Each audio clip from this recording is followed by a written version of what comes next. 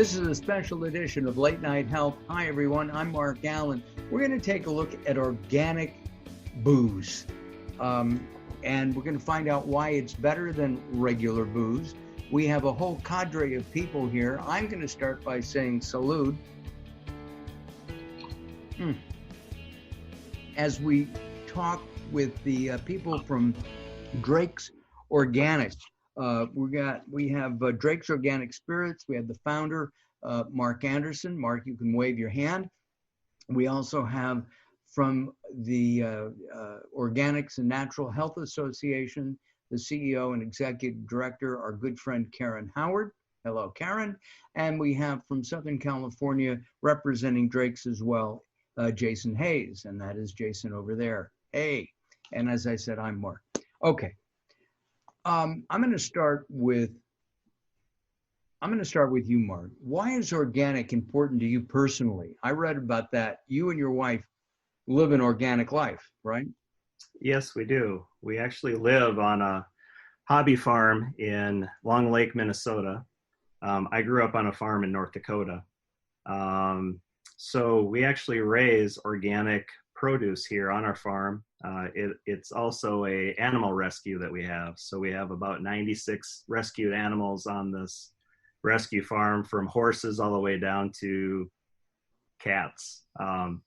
So it's a menagerie of animals along with our organic farming. We raise organic varieties of mint and raspberries and blueberries, and we press essential oils, and it's just we have to go for a visit, don't we, Karen? Yeah, absolutely. Come to the funny farm. Yeah, I love it. Karen, are more and more people interested in organic and natural products?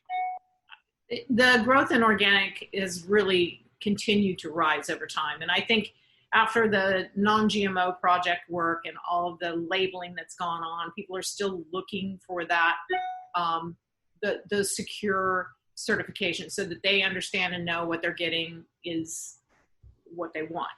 And with the advent in synthetic biology and things coming onto the market now where people aren't aware and there aren't good rules and regulations because of everything that transpired in DC and at the state level, organic is going to only be that much more important, as is the non-GMO project. So yes, I mean, it's not as much now. We used to try and figure out the value of organic food versus non-organic food, and that's still a scientific effort that's really been worked on hard and continues. And now it's really a lot more about the restorative nature of the agricultural process, and that's what people are really looking to do, is buy foods that are derived in a way that's regenerative.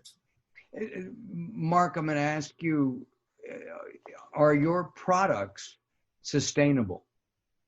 Yeah, so that's one of the benefits of organic as well. So, a consumer can make their choice and basically cast their vote by going to the grocery store and purchasing organic. And it's a more sustainable way of producing. For instance, on our alcohol, we produce that from organic cane sugar. Organic cane sugar is there's a less carbon footprint. It's an enclosed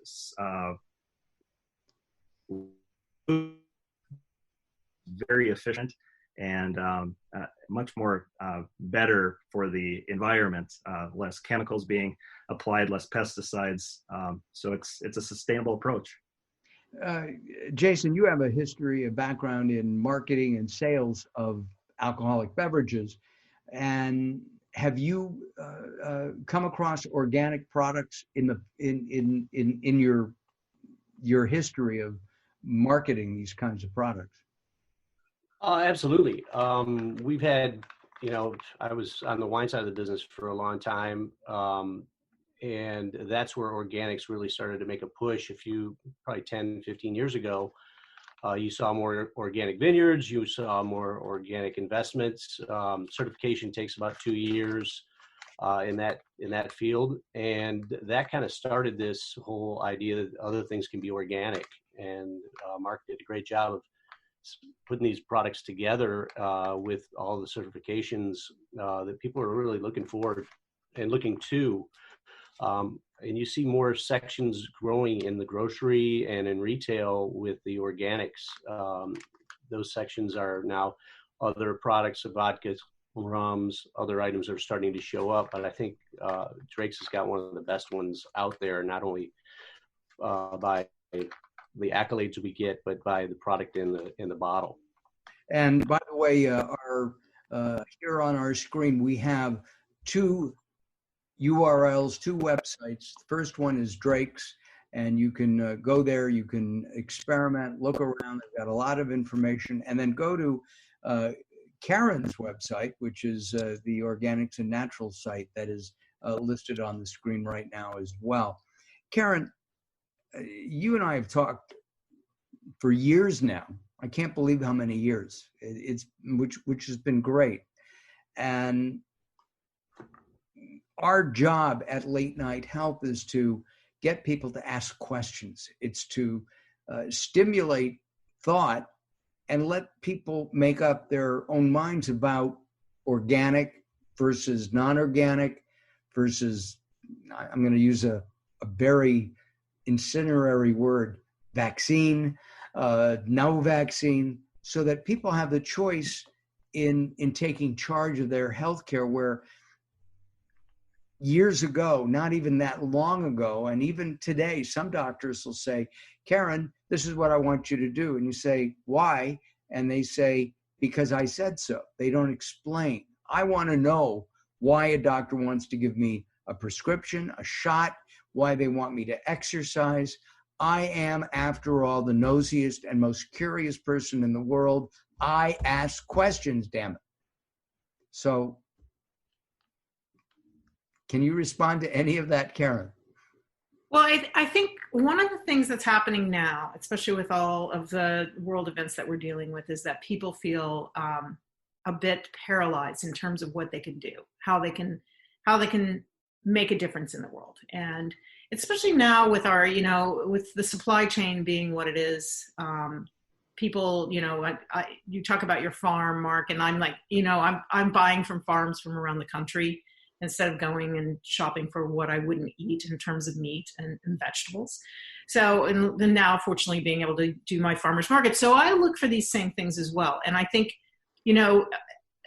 being able to buy organic has taken on sort of a new ring to it, in that when I buy organic now, I feel like I am doing things to support farmers who are being regenerative in the soil and are avoiding those pesticides. And the pesticide thing is only getting more significant.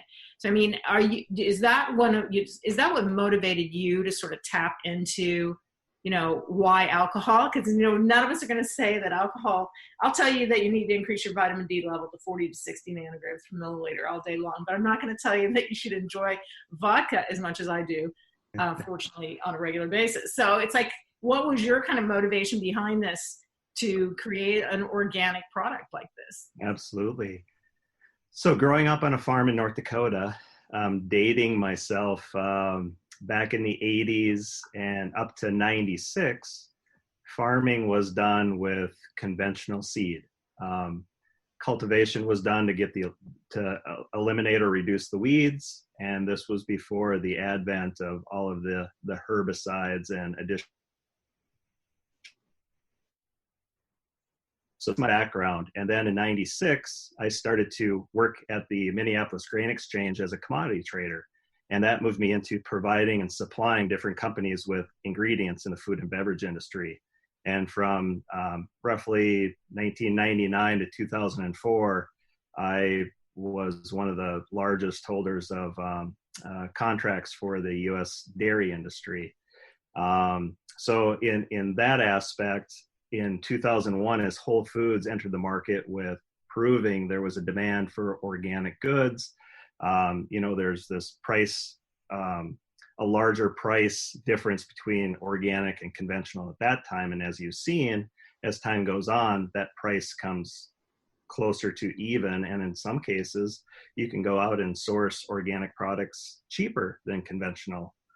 That's just due to the demand and the growth that the industry is experiencing. That's something, Mark, that I and Karen, I've never understood. there's no pesticides. There's, there's no chemical fertilizer, so it's cheaper to grow. At least it is in my opinion. I mean, I've got tomatoes out there. There's no pesticides. They are organic. I planted 4 weeks ago. I saw my first little tomato. It's that big. And I don't understand why. I never understood why conventional would be less expensive, because there's so much more upkeep, at least from my standpoint. Labor. So the farm sizes have grown from back when I was on the farm in 96. An average farm size was maybe 2,000 acres. That was a good size. Today, our family farm is about 5,300 acres.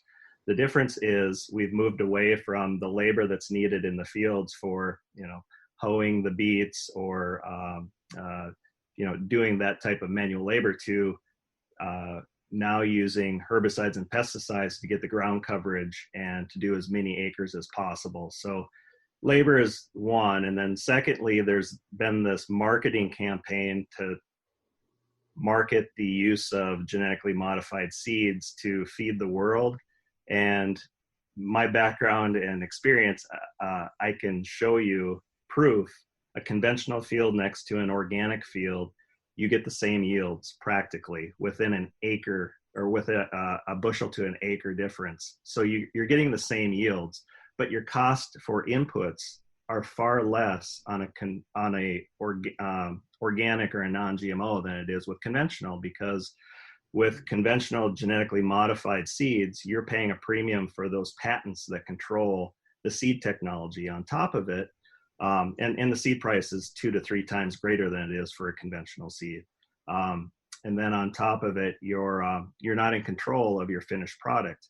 You can't collect those plants at the end at harvest and then replant those seeds. It's not allowed because Syngenta or Monsanto control the technology. So they actually have been known to go out to farmers, because bees will come out, pollinate a field next to a genetically modified field, and they have the ability to test, and they'll say to Mr. Farmer, you owe me money because you're growing my product. I find that reprehensible. Thank you, Monsanto. By the way, just so everybody knows, and I hope this is okay, Jason lives near probably one of the biggest farmers markets. Yes, I wish I had the copper cup. I can send you one. Best farmers markets that I've ever been to, and I've been to a lot. Yeah, I went down there today actually, and I was taking my youngest daughter to the farmers market, and the lineup was so long we didn't have a full hour to go and run through it, because Wednesday is typically the biggest farmers market out there. And we did go a couple Saturdays ago and got some amazing organic fruit too. So I love going there. I've been going there for probably 15 plus years, and it is one of the best farmers markets out there. Yeah, I love it. It's a little bit far for me to go, but I've been there a couple of times. It's really terrific. It's almost like being on a farm in Minneapolis or Minnesota. Because I made a promise to Karen and to Mark and to Jason. We're going to sample some products right now. I've been drinking some vodka, and why don't we pour some? And Karen, you start, if that's all right. We're going to be honest. I wanted everybody to know Drake's is not paid for us to say anything about their products. They have given us the product, and we're still going to be honest, right? That fair? Everybody? Absolutely. Mark is wondering about that. Absolutely. No. Well, you know what, Karen? Go ahead. You start, and then I'll jump in. We're going to start with vodka, right? Yeah. Okay. So I'm a big vodka drinker, as Mark knows, and my daily choice of cocktail, if I had to pick one, would always be a vodka and soda, just because it's hydrating more. Although I love a great martini dry, straight up. So my very favorite vodka is Ciroc, way before P. Diddy found it. And I learned about it from a little bar in Nashua, New Hampshire. The bartender turned me on to it. I loved it because it's made with French grapes and it's got that beautiful finish. But it's expensive. I don't do it very often. When I drink martini with that, like it's just the zest, So it was interesting when I opened the bottle and I poured some. The first thing I did think it was a really overpowering sort of alcohol smell. And then I tried it and it was like a pretty immediate sort of, oh my God, there's that sort of sweet finish at the end. And when I opened it up with just a couple of splashes of soda, it was just the perfect light, the kind of thing I really love about Ciroc without the price and without sort of like, that's kind of heavy vodka too. This is much lighter and it just works really well with lime. And I wouldn't normally, like I'm a Tito's gal because why not? And I used to drink the first small batch Tito's, which doesn't exist anymore. And so with that, I'm mixing things all the time. I make my own tonic syrup. I do apple cider vinegar with chili in it. I do all kinds of things. With this, your own kombucha. I've seen that. You make your own kombucha too. I do make my own kombucha, which I also use in my vodka. Yeah. So I'm happy. I was impressed on a number of levels. I drink a couple of different vodkas on a regular basis. I've been drinking a lot of potato vodkas. I find potato vodkas a little bit smoother. My father-in-law at 95 has Absolute every night. Okay, and at 95 he can have whatever the hell he wants, right? I thought Drake's was amazing. It did have a little bit of to me, a little heavy nose. But once I put it in the glass and I had it over ice, I don't do the soda. I do, as I said, other things. But a lot of times I'll just have that and throw in an olive and make it a martini or shake it up. This is a great vodka. It is truly a great vodka. And I love the aftertaste, that hint of sweet. Mark, you really got it. You really made it happen. You really. Thank you. And we're always trying to improve. When I first launched in 2017, the flavor profile that you're tasting now isn't the same as the very first flavor profile. What we found initially when we launched, and we still are the only spirit company that has all 5 certifications. We're certified USDA organic, non-GMO project verified, gluten-free certified, vegan certified, and kosher certified. So all 5 certifications. But and how that resulted was the initial alcohol that I started to distill, I was distilling from the organic cane sugar that I was importing from South America. And the initial orders that I had to fill wasn't in the spirit side of the business. It was on the food side of the industry. I was distilling organic alcohol for the flavor extract companies to produce organic certified flavor extracts to provide to like Kraft, Unilever, General Mills. So that's how the alcohol became so certified and produced for the food industry for further manufacturing. But in 2016, I realized that every other industry, such as cosmetic, industrial, food, beverage, all had moved over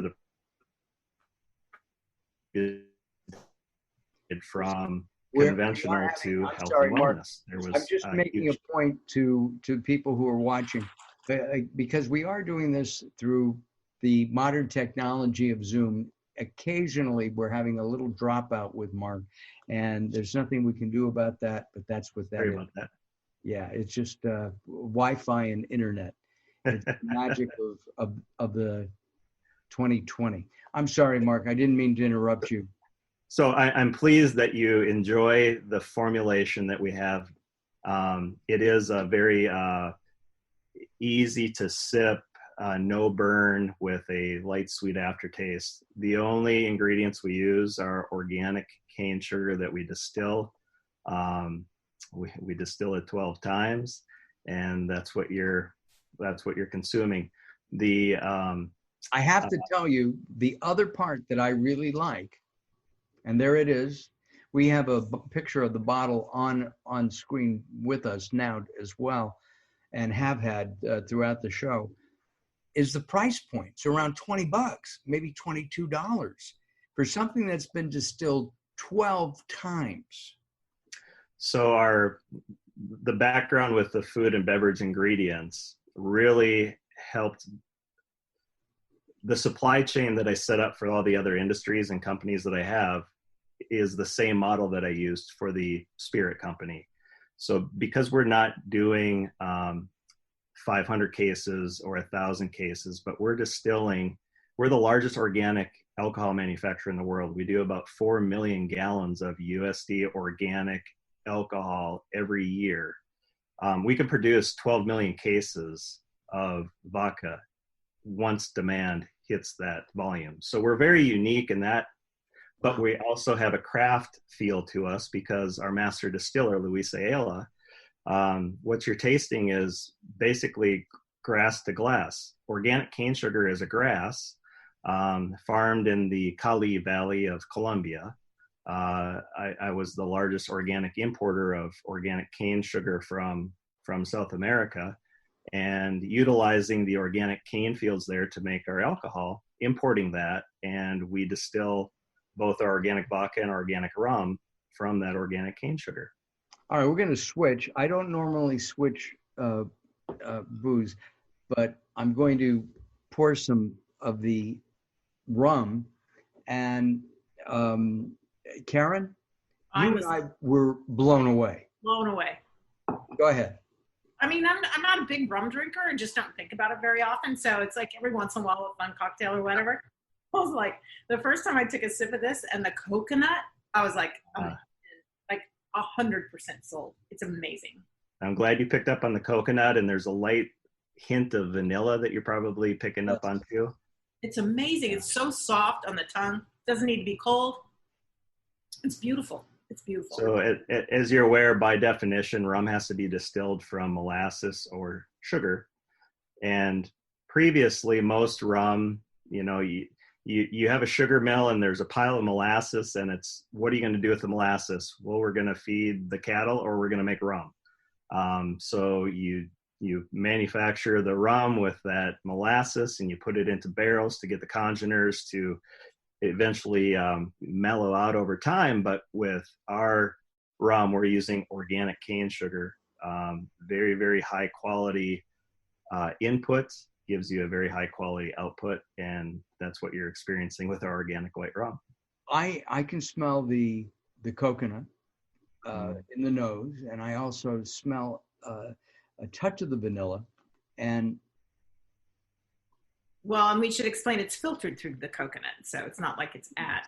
So one of the very unique certifications we have is we're fully vegan certified with the vegan, the global vegan certification.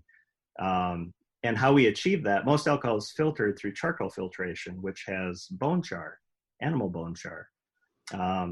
And again, we originated in the food industry, producing and certifying our alcohol with these certifications. And with my background, I knew that we could switch out our charcoal filtrations with coconut fiber filtration. So all of our alcohols filter through coconut fiber filtration, which does give it a very unique, but also authentic, certified vegan product.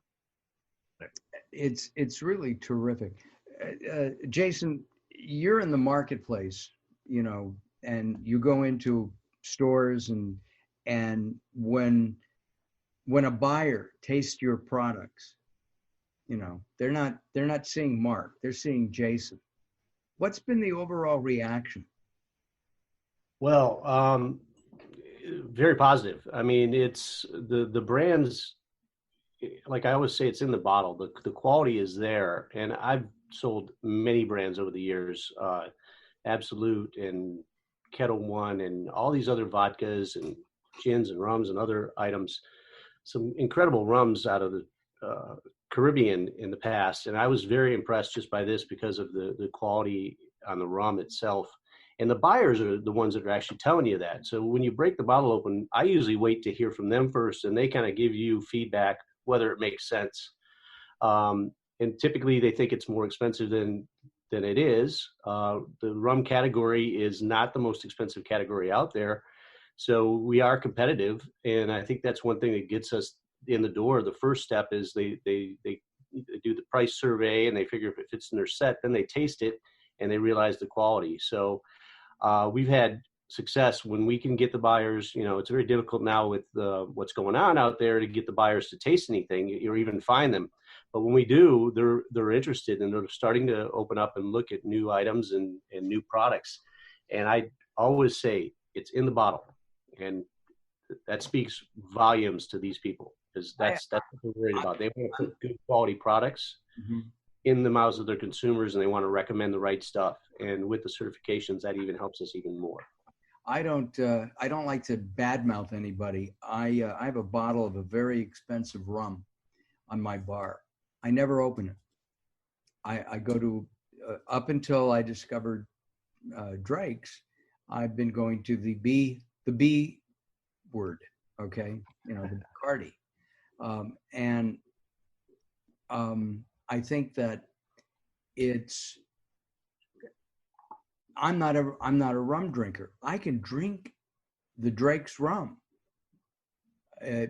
because it's smooth, it's mellow, there's no harshness, and I mentioned my father-in-law who drinks Absolute. There is such a harshness to that. Now the fact that he drinks, his drink is one shot of vodka to one shot of vermouth, dry vermouth, equally over 2 small ice cubes. That's his drink and has been. It's a little bit rough to take, but it's his drink.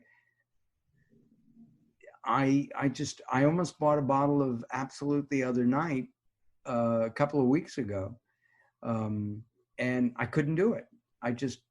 That's BD before Drake. So, well, they were one of the first premium vodkas. I remember when I was quite young, learning about the industry.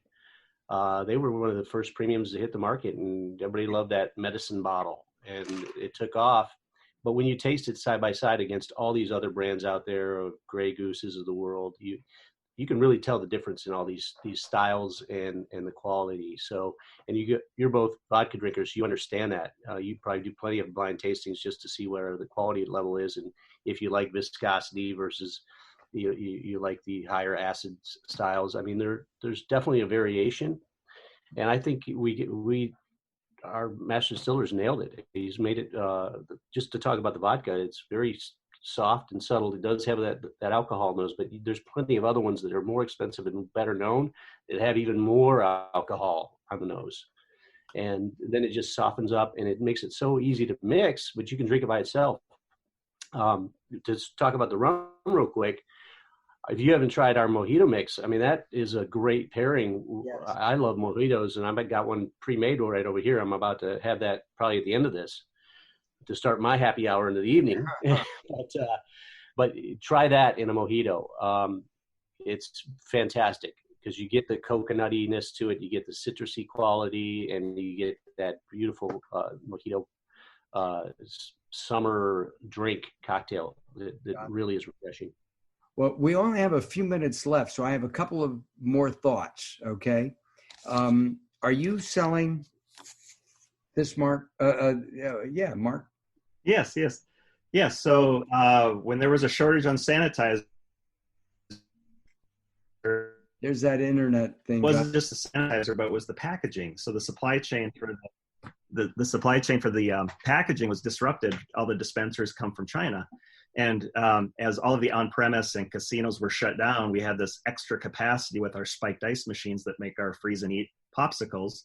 And we have all this alcohol, and our trading divisions have the glycerin and the hydrogen peroxide. So it made sense. Within 3 days of the country basically screaming for product, we immediately converted over our spiked ice machines and started packaging sanitizer to go out there and refill all of the empty dispensers that were basically at most of the hospitals and first responders. Since then, we've expanded out. We provide larger companies as well with backpack sprayers and bulk sanitizers so they can spray down surfaces, just trying to help the industry reopen. And yeah, that helped bridge the gap until a lot of the on-premise starts coming back. But yeah, that's the same machine that packages our spiked ice. I love it. Very successful. We're going to have to do another show, and we'll do that on the spiked ice and the packaging. We've got the Bloody Mary mix. I'm a Bloody Mary nut, and there we go with that. There's a couple different varieties. I can't wait to try the ghost one. I like spicy. Do you like a lot of heat, Karen? Love it. Yeah. So, and there's a spice. Yeah, it's funny. My box for the ice is over there. Mine are all in the freezer. I don't know what yours are doing out on the desk. Like mine are like laying there just waiting for a 90-degree day, hot, hazy, humid chance. There's only so much room in my freezer, though. Yes, exactly. I get another freezer for the extra pet cases. Yeah, exactly. And my gratitude goes out for the hand sanitizer. I mean, that's doing yeoman's work. I mean, that's the work of love. I mean, thank you for that, for everybody who's been a beneficiary and the shortage and being able to do that from an organic perspective. I really value that contribution, Mark. So my personal Appreciate that. Thank you. So as I said earlier, I'm the nosiest guy in the world. We're going to start with you guys on the East Coast. We'll start with Karen. And I always want to know what people have for dinner. So I'll tell you what I'm having. I'm having gumbo, and I'm having po' boy sandwiches, a grilled shrimp sandwich that we're picking up tonight. So that's my dinner tonight. Karen, what is your dinner tonight? Grilled farm organic chicken or a roasted broccoli, organic broccoli. Got it. And maybe a little bit of vodka. Mark, what are you having for dinner? I can honestly say I don't know, because I'm being taken out tonight for my birthday dinner. So I don't know. Happy birthday! Yeah, thank you. It's coming up Saturday, but we're going on a trip to Seattle this weekend, so I'm getting a birthday dinner tonight. Got it. Well, he's going to be 32, by the way. And Jason, do you know what you're having for dinner? Well, we probably will have the leftover tikka masala chicken we got from our favorite local Indian restaurant. But it is my 13-year-old. She just graduated from 8th grade today, so it's her choice. Hey. Got it. Well, I've been making, because we haven't been taking out a lot, I made my own chicken tikka marsala a few weeks ago. We're going to do that again soon. And I finally got in some rice, so I could rice yeast, so that I can make some garlic naan. I'm going to try Naan, that. yes. Right? You got to Or have. you can order it down the street here, and I'll have it sent up. Either way, and that might be easier. I did that the last time. I went to the local Indian place, and I said, I want some garlic naan, and they said, "That's it." I said, "That's it." Huh. And they said, Free. I'm set. "Yeah." I know. Well, listen, thank you very much. Listen, go to the website. It's what is the website, Jason? DrakesOrganic.com. DrakesOrganic.com. It's been on the screen all this time. Guys, I thank you all for being with us. Join us at latenighthealth.com, latenighthealth.com. You can also visit us at facebook.com/latenighthealthradio, and of course, iTunes, Google Play, all the major podcasting sites will be featuring us on that. On their sites. I thank you for listening. Thank you, guys. Bye-bye for now. Thanks, Mark. Thanks, Karen. Thank you. It's been a pleasure.